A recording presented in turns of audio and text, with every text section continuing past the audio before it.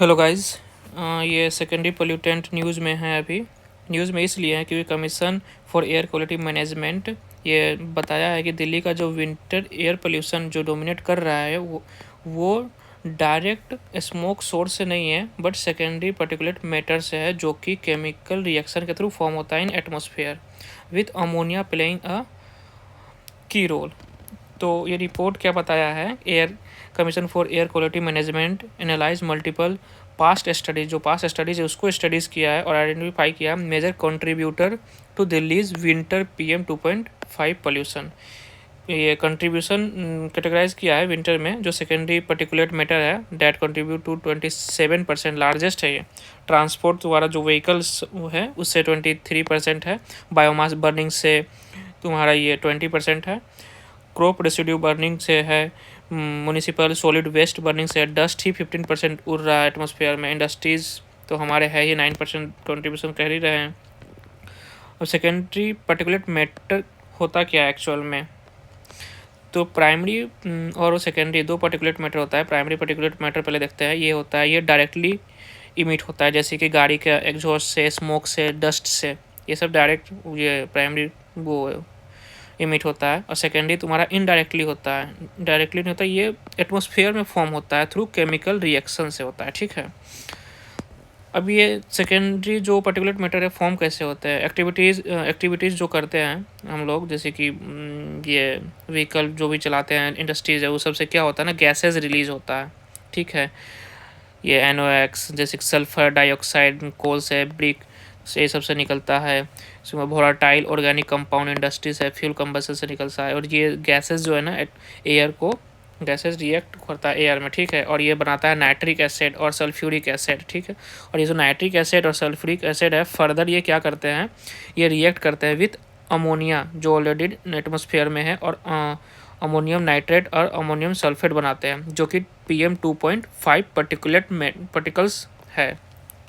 अब secondary particulate matter produce होता है थ्रू एटमॉस्फेरिक केमिकल रिएक्शन। ये याद रखना भाई, प्री में पूछ सकता है। केमिकल रिएक्शन से ये प्रोड्यूस होता है involving precursor gases and ammonia, जो ऑलरेडी जो गैसेस है एटमॉस्फेयर में, these are helping to form secondary pollutant.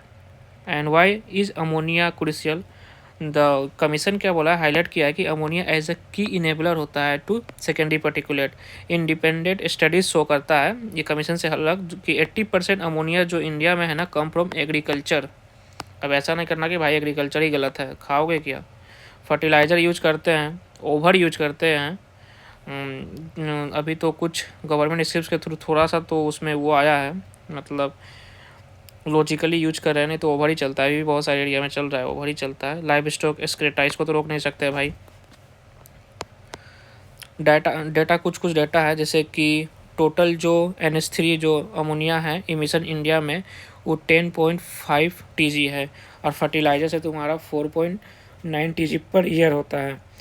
उसके बाद ये लाइव स्टॉक स्केट्रा जो होता है वो 3.2 TG पर ईयर देता है। ठीक है, हेल्थ इम्पैक्ट क्या होता है सेकेंडरी पर्टिकुलेट मैटर से 2.5 से, हेल्थ इम्पैक्ट है भाई, बहुत खतरनाक है।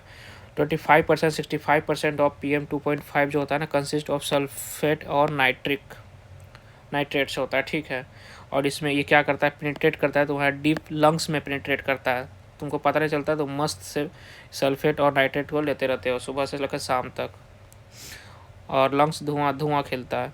इंटर ब्लड स्ट्रीम्स में भी इंटर होता है। इससे डिजीज़ क्या क्या एग्रेवेट हो जाता है, अस्थमा होता है भाई। अभी हाल फिलहाल में ही दिल्ली में ये हालत हो गया था कि अपन लोग पूरा मास्क लगाए घूम रहे थे, अभी भी यूज़ करते हैं अपन लोग मास्क।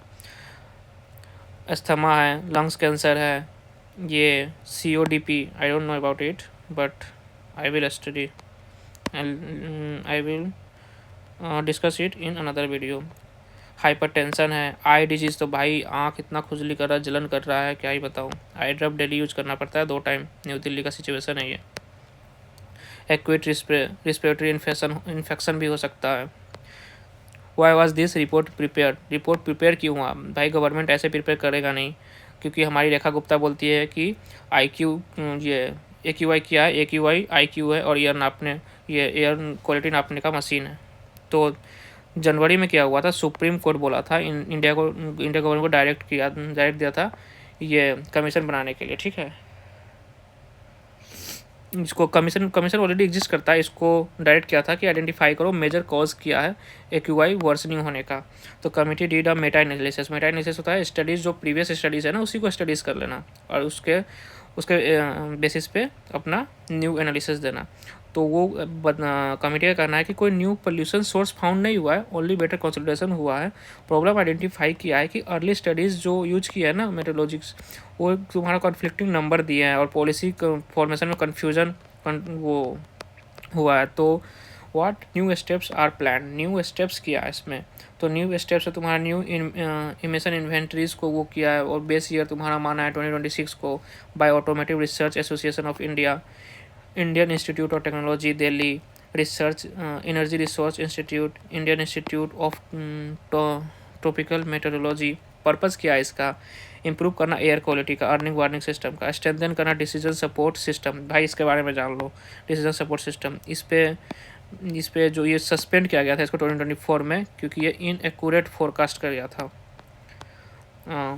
एक्चुअली ये मैटर क्यों करता है, आखिर इतना पढ़ना क्यों है, तो इसका पढ़ना इसलिए भाई क्योंकि जो ट्रेडिशनल पॉलिसी जो फोकस कर रहे हैं ना हम लोग, वो हम लोग सोचते हैं केवल व्हीकल से ही और स्टेबल वार्निंग से ही पोल्यूशन होता है। नहीं भाई, ऑलरेडी हमारे एटमॉस्फेयर में जो सेकेंड पार्टिकुलेट मैटर है ना ऑलरेडी एग्जिस्ट कर रहे हैं, अमोनिया वगैरह, और ये सब उसको जाके वो हेल्प कर रहे हैं और भी फॉर्मेशन करने का, तो पोल्यूशन उससे भर रहा है ज़्यादातर। तो रिपोर्ट सजेस्ट किया है कि कंट्रोल कर ले भाई, जो पहले प्रिकर्सर जो गैस है ना उसको कंट्रोल कर ले। जो अभी जो इमिशन हो रहा है उस पर तो कुछ वो करो ही कंट्रोल, लेकिन जो प्रिकर्सर है उसको रिड्यूस करने का काम कर ले पहले। एड्रेस किया है कि अमोनिया जो इमिशन है उसको एड्रेस किया और इंडिकेट किया है कि जो एग्रीकल्चर रिफॉर्म्स लाओ, एग्रीकल्चर में रिफॉर्म करो थोड़ा। जो फर्टिलाइज़र का जो अंधाधुन यूज कर रहे हो, सब्सिडीज़ तो मिल ही रहा है, करो यूज वाला सिस्टम, उसको थोड़ा कम कर लो। फर्टिलाइज़र इफिशिएंसी लाओ, थोड़ा लाइव स्टॉक वेस्ट मैनेजमेंट करो। सर्कुलर इकोनॉमी जनरेट हो सकता है यहाँ पर अगर चाहे तो, लेकिन चाहे तभी ना। वैल्यू एडिशन कर सकते हैं। Air pollution control require inter sectoral coordination, not city only solution. तो इस मामले में तो हम इंडियंस कितना आगे आपको पता ही है। So thank you.